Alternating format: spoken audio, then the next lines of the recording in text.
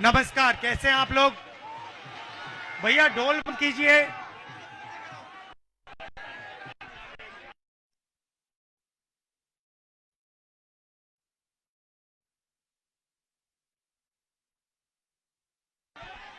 तो नमस्कार, कैसे हैं आप लोग? आइए आप शांत हैं, दो मिनट शांत।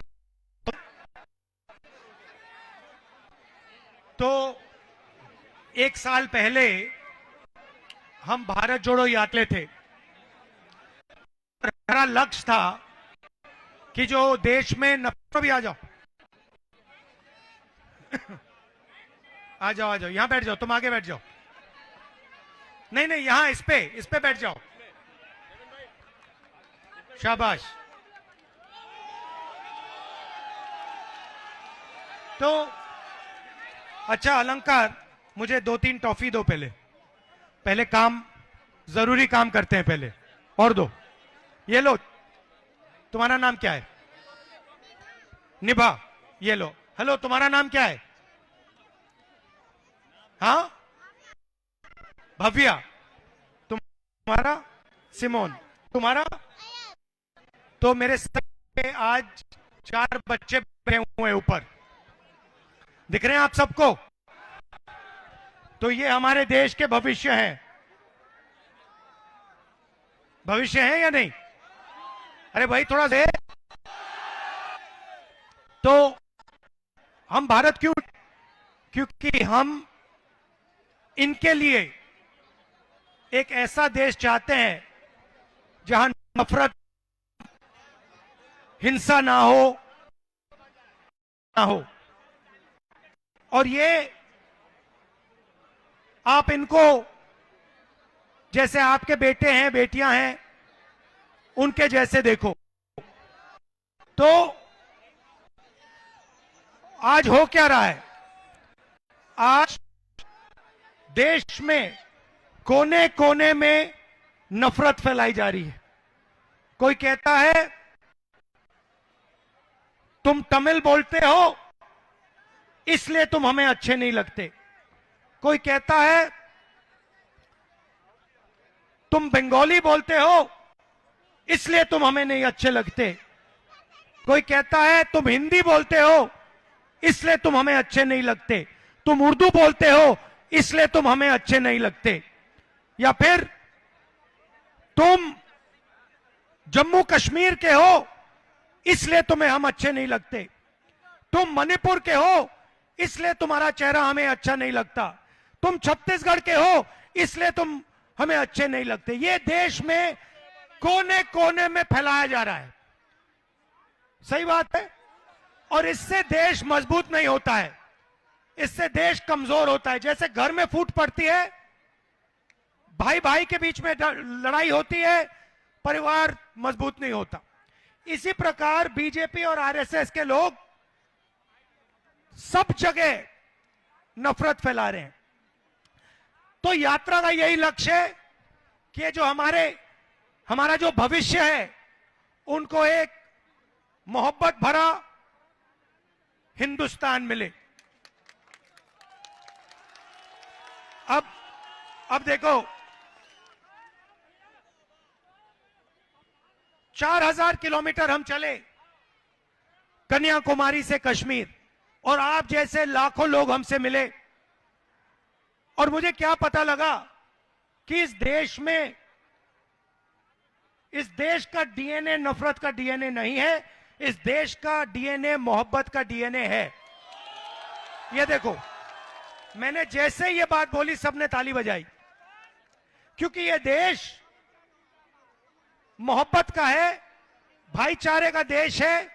इसमें अलग अलग तरीके के लोग रहते हैं, के लोग, अलग जात के लोग, अलग सोच के लोग, और सब मिलकर प्यार से रहते हैं। अब पिछले साल क्या हुआ, बहुत सारे लोग हमारे पास आए, उन्होंने कहा देखिए आप कन्याकुमारी से कश्मीर चल लिए, 4000 किलोमीटर आप लोगों से मिले, लोगों से आपने बात की, उनकी जो मुश्किलें हैं वो समझी, मगर आप छत्तीसगढ़ तो नहीं आए। आप मणिपुर तो नहीं आए, आप साउथ से नॉर्थ चले, मगर मणिपुर, नॉर्थ ईस्ट, उड़ीसा, छत्तीसगढ़, झारखंड इधर तो आए नहीं। इसलिए हमने दूसरी भारत जोड़ो यात्रा शुरू से लेकर महाराष्ट्र, और इसलिए मैं आपके आज सामने खड़ा हूं। अब इसमें हमने न्याय सब जोड़ दिया। हमने इसको भारत जोड़ो न्याय यात्रा कहा है। क्यों? क्योंकि हमें पता लगा जो हिंसा, नफरत फैल रही है वो अन्याय के कारण फैल रही है। अगर आप मुझसे पूछते कि पहली भारत जोड़ो यात्रा में आपने क्या समझा, तो मैं आपको बताऊं, बीजेपी फैला रही है, उसका कारण देश में अन्याय है। किस प्रकार का अन्याय? आर्थिक अन्याय, सामाजिक अन्याय, किसानों के खिलाफ अन्याय, मजदूरों के खिलाफ अन्याय, महिलाओं, ये 5 तरीके के अन्याय देश में आपको सब जगह मिलेंगे। आप भाषण देने से डरती तो नहीं हो ना? घबराती तो नहीं हो ना? अच्छा, आप थोड़ा, अब मुझे आप बताओ, आप न्याय के हिंदुस्तान में रहना चाहती हो? नहीं, न्याय चाहती हो या अन्याय चाहती हो? मैं न्याय चाहती हूँ। आप हिंसा का हिंदुस्तान चाहती हो, नफरत का हिंदुस्तान चाहती हो, या मोहब्बत का हिंदुस्तान चाहती हो? मैं मोहब्बत का हिंदुस्तान चाहती हूँ। आप मोहब्बत का हिंदुस्तान क्यों चाहती हैं? क्योंकि मुझे अपने भारत देश से बहुत प्यार है। ये देखो कि देखो कितनी कितनी मैं अपने देश में नफरत नहीं चाहती हूं, क्योंकि मैं अपने देश से प्यार करती हूं। तो कितनी साल की हो तुम बेटा? 10 साल की बच्ची ने कहा कि जो लोग देश में नफरत फैलाते हैं वो देश प्रेमी नहीं है। ये देखिए, इसने सीधा कह दिया 2 मिनट में। अच्छा, अब मुझे बताओ, बड़ी होके क्या बनना चाहती हो? मैं बड़ी होके एक पुलिस ऑफिसर बनना चाहती हूँ। और आप बड़ी होके क्या बनना चाहती हो? डॉक्टर। डॉक्टर। और आप क्या करना चाहते हो? मैं आर्मी बनना चाहता हूँ। आर्मी बनना चाहते हो? आर्मी में जाना चाहते हो? जाना चाहता हूँ। आपने अग्निवीर योजना का नाम सुना है? हाँ। सुना है? हाँ। समझाओ मुझे, ये अग्निवीर क्या है? फंस गए, मैं समझाता हूं तुम्हें। घबराना नहीं है यहां पे, ये तुम्हारा घर है, ठीक है? ये तुम्हारा परिवार है ये। तो मैं तुम्हें अग्निवीर समझाता हूं। इधर देखो, पहले क्या होता था? पहले तुम्हारे जैसे बच्चे कहते थे मैं आर्मी में जाना चाहता हूं, और आर्मी उनका सिलेक्शन करती थी और फिर उनकी रक्षा करती थी, उनकी देखभाल करती थी। पूरी जिंदगी के लिए आर्मी उन लोगों की रक्षा करती थी। सही? अब अग्निवीर योजना मोदी जी लाए हैं, बीजेपी लाई है। उसमें उन्होंने कहा कि हम 4 साल के लिए युवाओं को सेना में लेंगे। 4 साल के बाद 3 में से 4 बच्चों को, युवाओं को हम वापस घर भेज देंगे। उनकी कोई रक्षा होगी, उनकी कोई देखभाल नहीं होगी। जो 4 में से 1 सेना में रहेगा उसकी हम देखभाल करेंगे। अब मजे की बात समझो, अगर अग्निवीर को चाइना बॉर्डर पे गोली लग जाती है और अगर वो शहीद हो जाता है तो अग्निवीर को शहीद का दर्जा नहीं दिया जाएगा। समझे बेटा? समझे?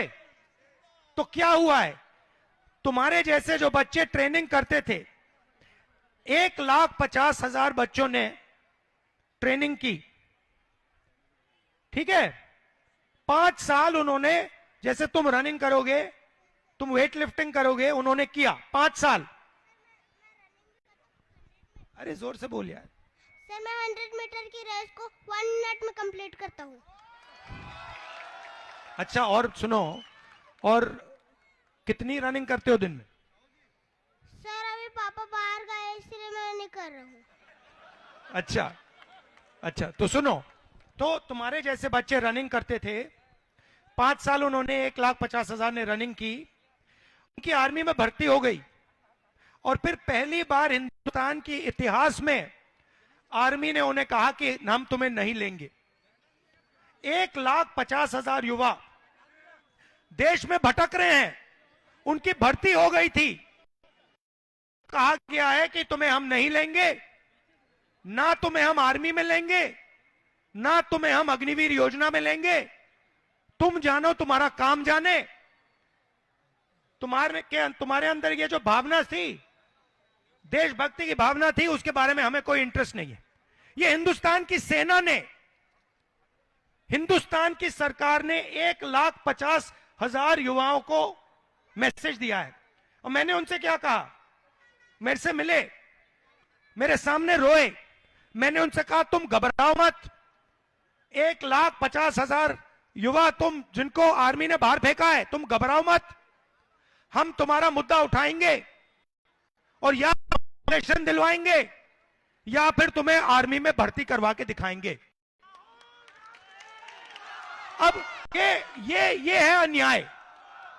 भाइयों और बहनों, अच्छा तुमसे पूछते हैं, अगर किसी ने 5 साल किसी चीज के लिए काम किया, दिल से काम किया, अपना खून पसीना दिया, सेना में जाने के लिए उसने 5 साल काम किया, और फिर अगर उसको सेना में नहीं जाने दिया, यह अन्याय है?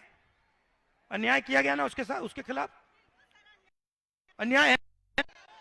तो इस प्रकार का अन्याय के खिलाफ यह यात्रा चल रही है। अब मैंने आपको आर्थिक अन्याय के बारे में बताया, आर्मी के बारे में बताया। अच्छा, एक और अन्याय के बारे में बताना चाहता हूं। आर्मी में सेना को कहा जा रहा है कि देखो तुम्हें हम अग्निवीर बनाएंगे और तुम्हें शहीद का दर्जा नहीं मिलेगा। मतलब आर्मी के अंदर 2 कैटेगरी के जवान बना दिए, एक अग्निवीर, एक दूसरा, ठीक है।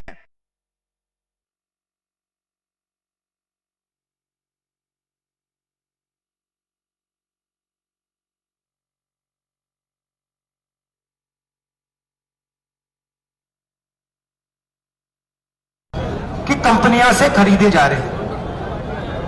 आप ये बात जानते हो? नहीं। हिंदुस्तान ने ड्रोन खरीदा, कॉन्ट्रैक्ट अदानी जी की कंपनी को गया। हिंदुस्तान ने राइफल खरीदी, कॉन्ट्रैक्ट अदानी जी की कंपनी को गया। हिंदुस्तान पहले राइफल बनाता था, ऑर्डिनेंस फैक्ट्री बनाती थी, उधर से कॉन्ट्रैक्ट, पब्लिक सेक्टर यूनिट से कॉन्ट्रैक्ट छीनकर अदानी जी की कंपनी को दिया गया। लिस्ट है भैया, एक के बाद एक, एक के बाद एक, एक के बाद एक। अदानी को हिंदुस्तान की रक्षा के लिए जो वो सारा का सारे के सारे कॉन्ट्रैक्ट अदानी जी को दिए जा रहे। मैंने इसके बारे में भाषण दे दिया, पार्लियामेंट हाउस में मैंने दे दिया भाषण। मुझे पार्लियामेंट से हटा दिया, मेरी लोकसभा की मेंबरशिप रद्द कर दी, मेरा घर ले लिया। मैंने उनसे कहा देखो घर ले लो, मुझे कोई फर्क नहीं पड़ता, ले लो अपना घर, मुझे नहीं घर चाहिए। मेरे पास हिंदुस्तान में लाखों घर हैं, छत्तीसगढ़ में लाख घर हैं। मेरा घर छत्तीसगढ़ के हर नागरिक के दिल के अंदर है, मेरे को कोई घर की जरूरत नहीं। तो ये देखो, ये हुआ आर्थिक अन्याय। अब मैं आपको सामाजिक अन्याय के बारे में बोलना चाहता हूं। हम आदिवासी कहते हैं, बीजेपी ने इनके लिए न्याय डाला। वनवासी, आदिवासी का मतलब वो लोग जो सबसे पहले मालिक थे। हम कहते हैं आदिवासियों को कि भैया आप देश के सबसे पहले मालिक हो। उन्होंने उनका नाम बदल दिया, कहते हैं तुम आदिवासी नहीं हो, तुम वनवासी हो, तुम पहले मालिक नहीं हो, तुम वो लोग हो जो जंगल में रहते हो। बात समझ आई? उनसे कह रहे हैं कि तुम्हारी शहर में कोई जगह नहीं है, तुम्हारी कंपनियों में कोई जगह नहीं है, तुम्हारी स्कूलों कॉलेजेस में कोई जगह नहीं है, तुम तो जंगल के हो। देखो देखो कैसा सामाजिक अन्याय इन्होंने आदिवासियों के खिलाफ किया। अब मैं पिछड़ों की बात करता हूं, दलितों की बात करता हूं। तुम भी आ जाओ बेटा, स्मार्ट लग रहे हो। भविष्य की टीम बैठी हुई है मेरे साथ। हाँ, हाथ मिलाओ, ये लो। तो पिछड़ों से क्या कहते हैं ये? मैंने कहा, पार्लियामेंट हाउस में कहा, देखिए ऐसे करते हैं, देश को पता होना चाहिए इस देश में दलित कितने, आदिवासी कितने, पिछड़े कितने। ये क्यों जरूरी है भैया? ये क्यों पता होना चाहिए, बताओ मुझे। नहीं नहीं, आप, नाम क्या आपका? आप पिताजी, आप मुझे बताओ कि ये पता लगाना कि इस देश में पिछड़े कितने हैं, दलित कितने हैं, आदिवासी कितने हैं, जनरल कास्ट के कितने, जरूरी क्यों है?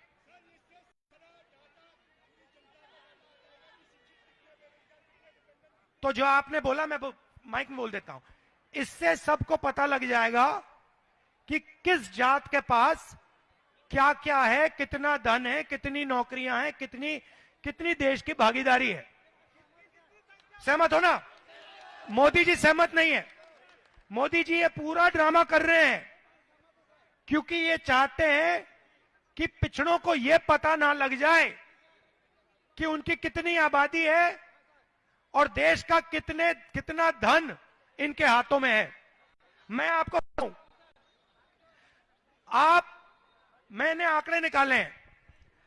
आप हिंदुस्तान की 200 सबसे बड़ी कंपनी देख लो, अदानी, अंबानी, टाटा, बिरला, ये सब देख लो, ठीक है?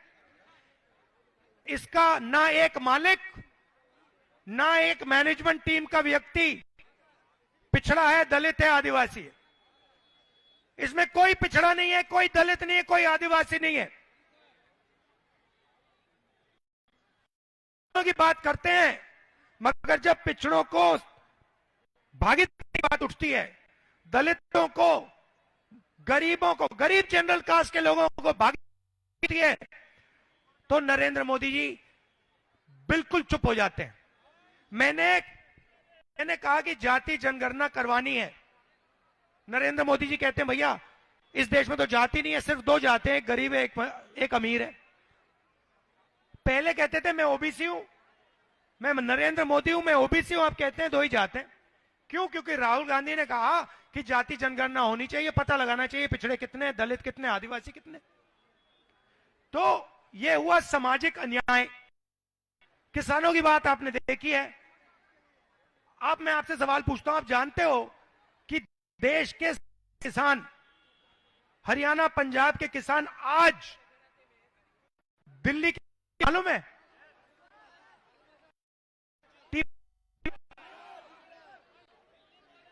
तो उनके खिलाफ अन्याय हो रहा है, मजदूरों के खिलाफ अन्याय हो रहा है, पब्लिक सेक्टर के खिलाफ अन्याय हो रहा है,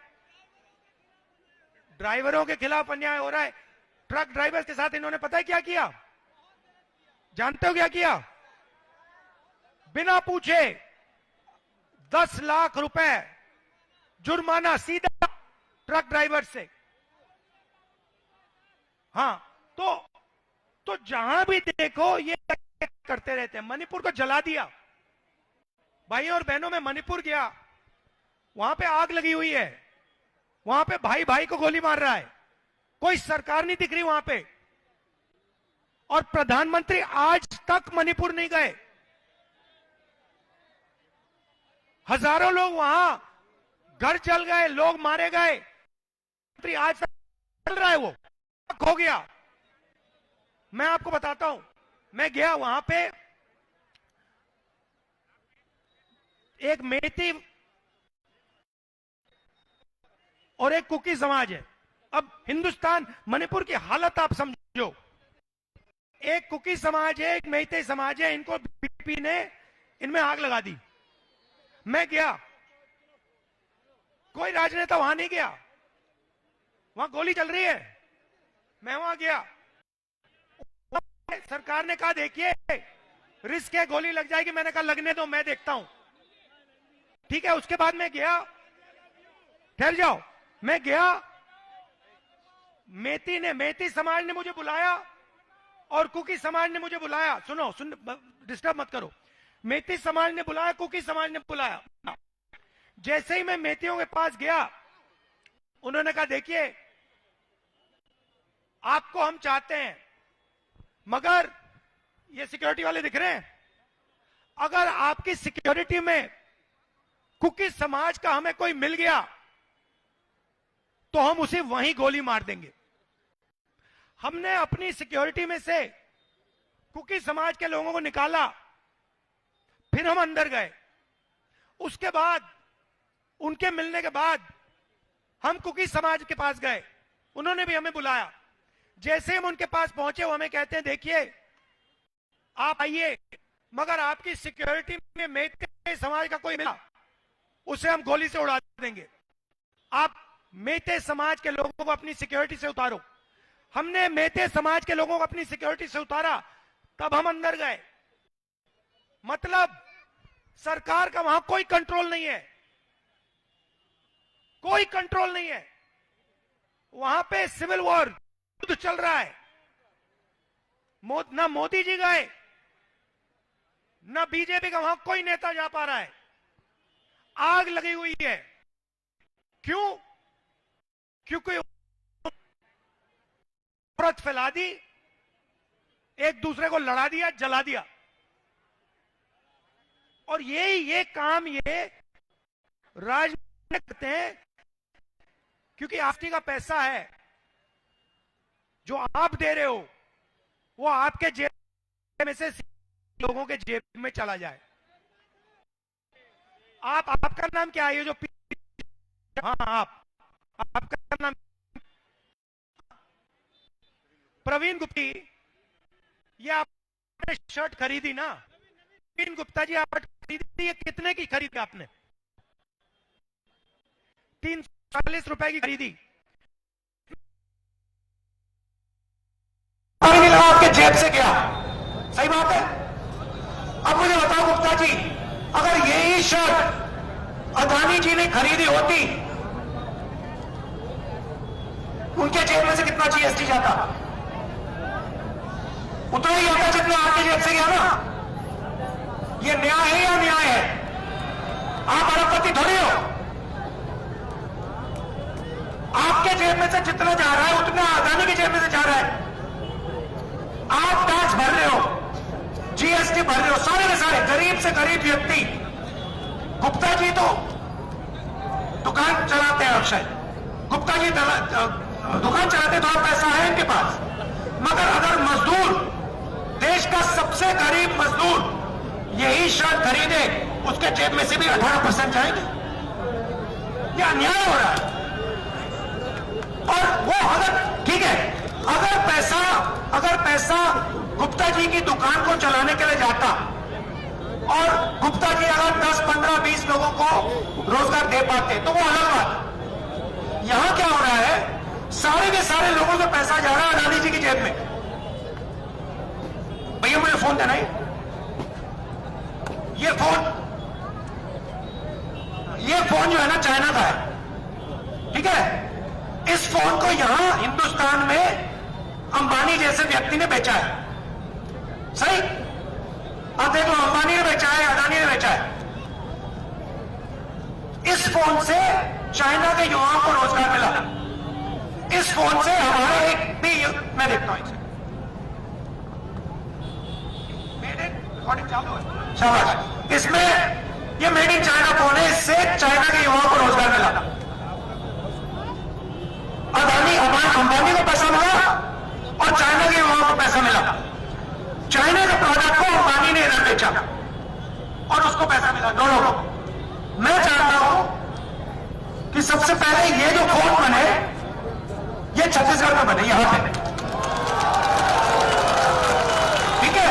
और ये गुप्ता जी जो बैठे हैं, एक दिन ये सोचे कि यार मैं अब दुकान चलने से थक गया हूं, मुझे दुकान नहीं चलानी, मुझे सेलफोन बनाना है।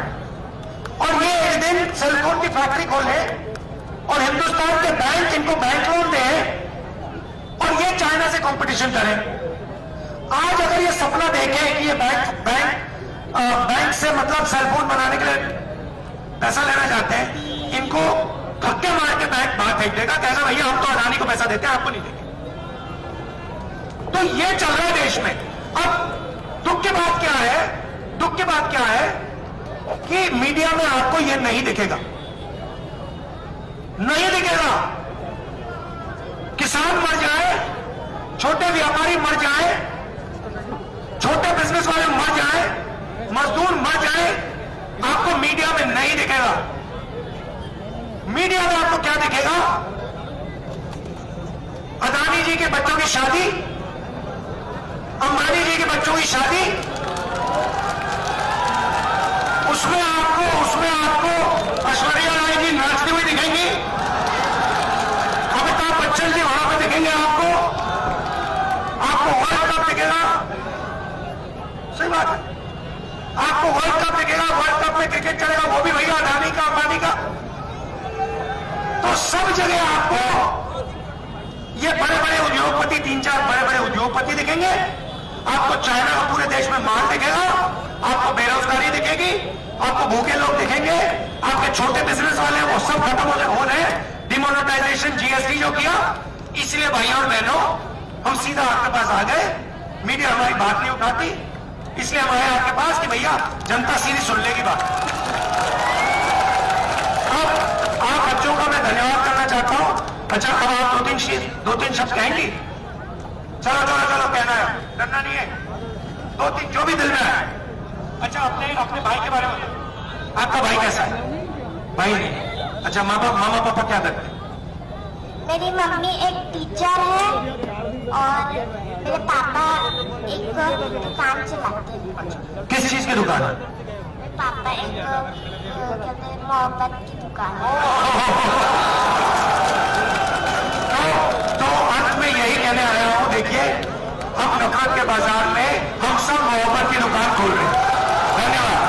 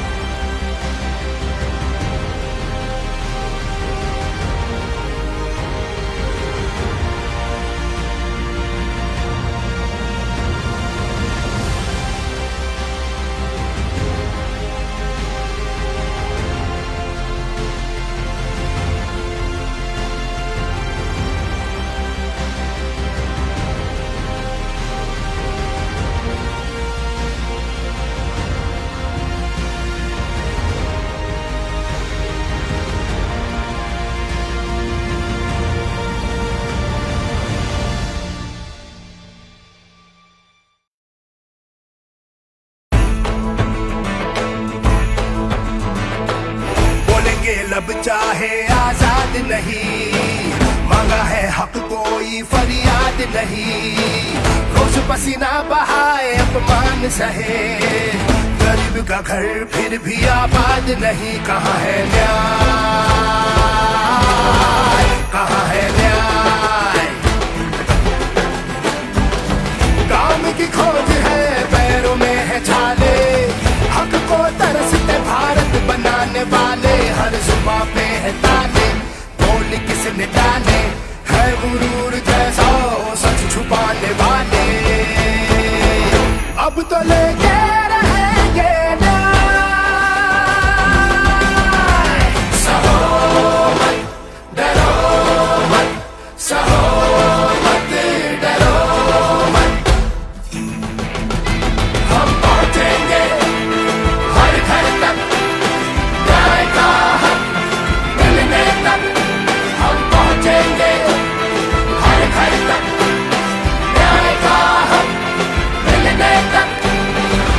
कितने गरीबों का स्वाभिमान लुट गया, गरीबों से पूछो, कितने युवाओं का सपना टूटा। युवाओं से पूछो, कितनी नारियां सम्मान को तरस रही। नारी के मन से पूछो, हाथ से जुड़े हाथ सब देशवासी साथ, सबके हक के लिए न्याय की करेंगे बात। गरीब किसान सारे मजदूर हक के मारे, मिल के जब बढ़ेंगे तो न्याय लेंगे सारे। हम पहुंचेंगे हर घर तक, गली मोहल्ला संसद तक। न्याय का हक मिलने तक, न्याय का हक मिलने तक। चली चली चली चली भारत जोड़ो न्याय यात्रा।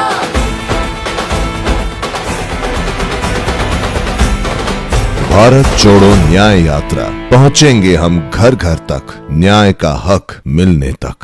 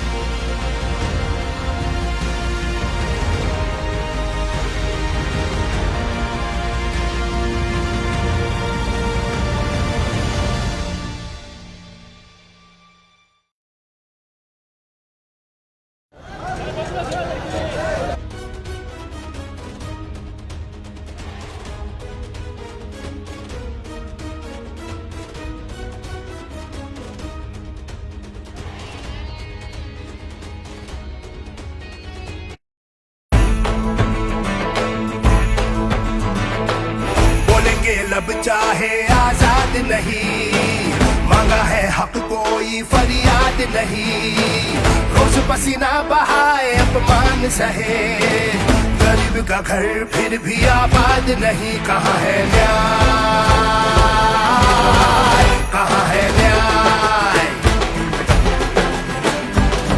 काम की खोज है पैरों में है छाले, हक को तरसते भारत बनाने वाले। हर जुबां पे है ताले, बोल किसने डाले, है गुरूर जैसा सच छुपाने वाले। अब तो लेके रहेंगे न्याय। सहो मत, डरो मत, सहो मत, डरो मत। हम पहुंचेंगे हर घर तक, न्याय का हक मिलने तक। हम पहुंचेंगे हर घर तक, न्याय का हक मिलने तक। इतने गरीबों का स्वाभिमान लुट गया, गरीबों से पूछो, कितने युवाओं का सपना टूटा। युवाओं से पूछो, कितनी नारियां सम्मान को तरस रही। नारी के मन से पूछो, हाथ से जुड़े हाथ सब देशवासी साथ, सबके हक के लिए न्याय की करेंगे बात। गरीब किसान सारे मजदूर हक के मारे, मिलके जब बढ़ेंगे तो न्याय लेंगे सारे। हम पहुंचेंगे हर घर तक, गली मोहल्ला संसद तक, न्याय का हक मिलने तक, न्याय का हक मिलने तक। चली चली चली चली भारत जोड़ो न्याय यात्रा।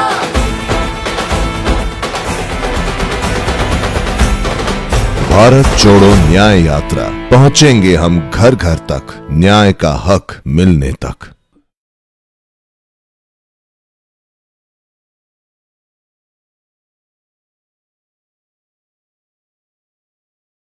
कानून ये है ना सर कि अगर आप जमीन ले रहे हो तो इनसे पूछना है, इनकी पंचायत से पूछना है। सर पूछा? पूछे हैं सर। ये अलग बात है कि सर इनके द्वारा सहमति उस पर नहीं दी गई। सहमति नहीं दी गई तो उठा लिया, जमीन ले ली।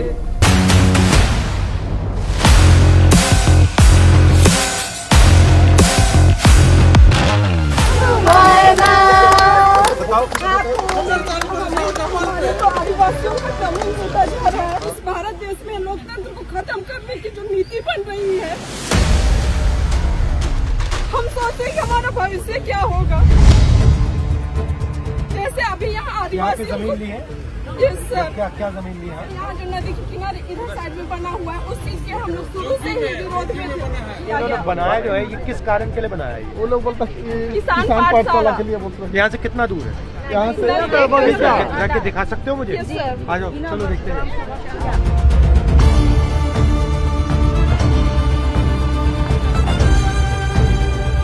तो आपकी वाली कौन सी है?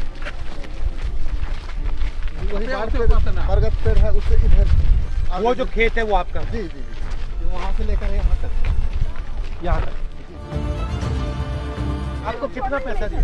नहीं, कुछ नहीं दिया, कुछ नहीं दिया। नहीं दिया सर, कुछ नहीं दिया। हम लोग नहीं लिए लिए भी नहीं। ये इमरजेंसी क्या है यहाँ पे भाई?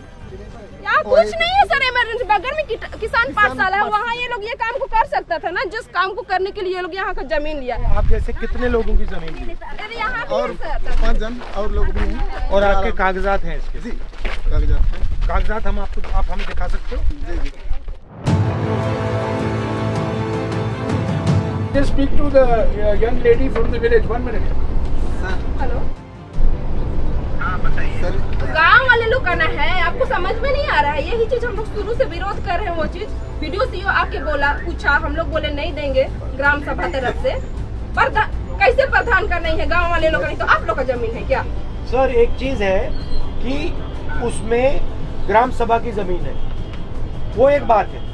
दूसरी बात है उसमें पर्सनल लोगों की भी जमीन है। ये मेरे सामने एक नहीं मेरे आदमी, मेरे सामने आदमी पेपर लिए बैठा है और उसने मुझे अपनी जमीन दिखाई। वो आपकी संस्था के अंदर वहाँ पड़ी हुई है, कागज है मेरे सामने, मेरे हाथ में अभी। आपका कहना है कि जमीन एनजीओ के नाम में नहीं है। आपका कहना है कि वहाँ पे किसी महिला समूह के नाम में है। तो ये महिला समूह का नाम बता दीजिए मुझे और महिलाओं की लिस्ट दे दीजिए जो इस समूह में जो है। Thank you. ठीक है, उनसे अभी हमने बात की है, उनका अफसर आ रहा है।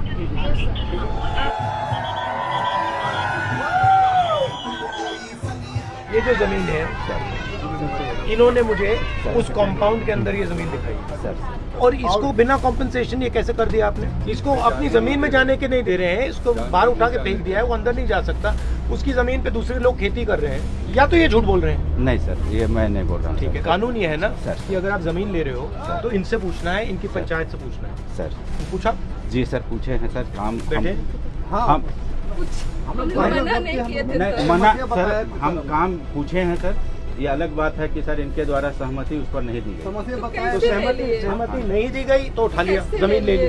और इस ग्राम पंचायत की जमीन इनके ग्राम के महिलाओं को देना चाहिए इनकी अनुमति के बाद, यही राहुल जी का कहना है। तो यहाँ पे एक काम कीजिए, ये यहाँ पे सबसे पहले जो प्राइवेट लोग हैं सर, जैसे इनके जैसे, उनकी आप लिस्ट निकालिए और उनकी जमीन इससे मतलब निकालिए। हम वो करा देते हैं।